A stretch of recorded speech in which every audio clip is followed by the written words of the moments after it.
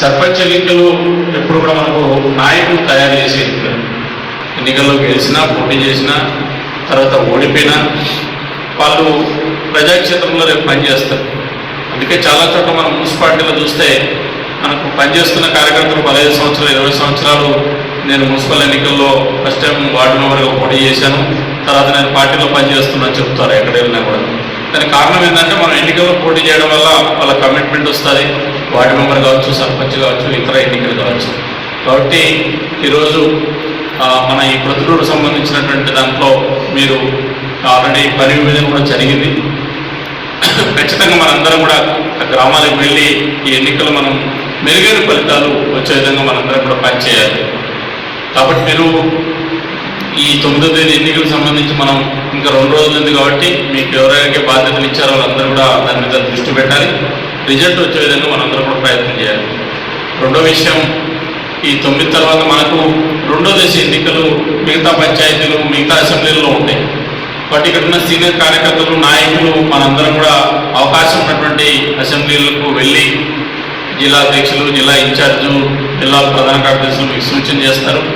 ఆ పంచాయతీలో మనకు అవకాశం ఉన్న 2 రోజులు కానీ 3 రోజులు కానీ మనం అక్కడ వెళ్ళి పనిచేయాలి.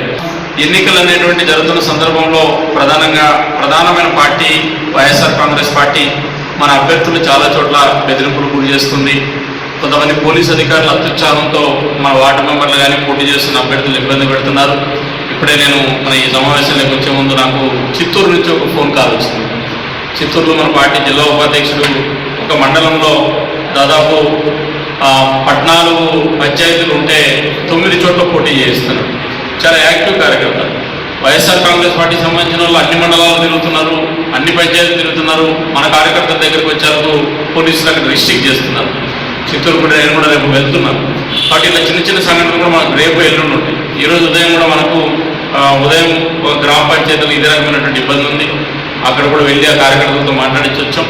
తర్వాత రాయచోట్ల మన కార్యకర్త గెలుపు అవకాశం ఉన్నటువంటి కార్యకర్తను ఈరోజు విత్డ్రాలు బలవంతంగా చేయడం, అది ఒప్పుకోకపోతే నామినేషన్ తిరస్కరించడం జరిగింది. దాని మీద కూడా ఈరోజు ఉదయం కలెక్టర్ గారికి వచ్చాం, ఎస్పీతో కూడా మాట్లాడడం జరిగింది.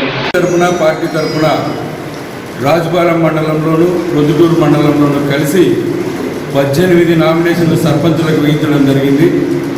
అందులో 3 సర్పంచులు దారి తప్పి విత్డ్రాయల్కి వెళ్ళిపోయినారు వేరు కారణాల్లో. 15 మంది భారతీయ జనతా పార్టీ తరఫున పోటీలో ఉన్నారు. అలాగే ఏరోపాలెం అంటే తొండమిన్న పంచాయతీలో మన సర్పంచ్ అభ్యర్థితో పాటు 9 మంది నామినేషన్లు వేస్తే 4 ఏకగ్రీవంగా వార్డు మెంబర్లు గెలిచినారు భారతీయ జనతా పార్టీ తరఫున. ఇది రాయలసీమలో మన పార్టీ బోని కొట్టడమని నేనైతే భావిస్తూ ఉన్నాను. ఇంకా ముందు కూడా 2వ విడత 3వ విడత 4వ విడత ఎన్నికల్లో ఇంకా పెరిగే అవకాశం ఉంది.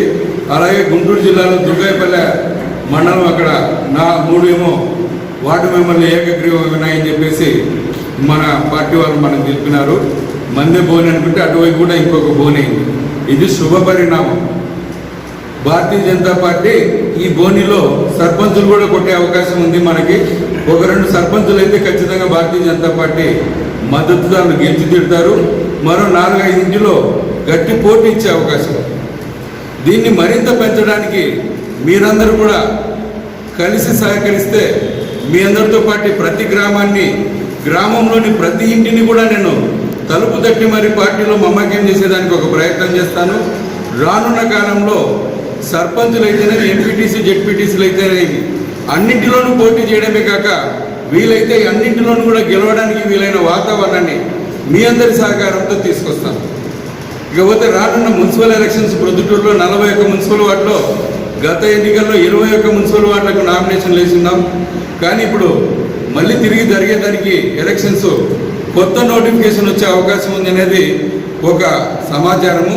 లేదు పాత దానిపైన నడిస్తే 21 మందితో పోటీ నడుస్తుంది. లేదంటే ఈసారి మీ అందరూ సహకరిస్తే 41 వార్డుల్లో కూడా మనము అభ్యర్థులను నిలిపి పోటీలకు దిగుతాము.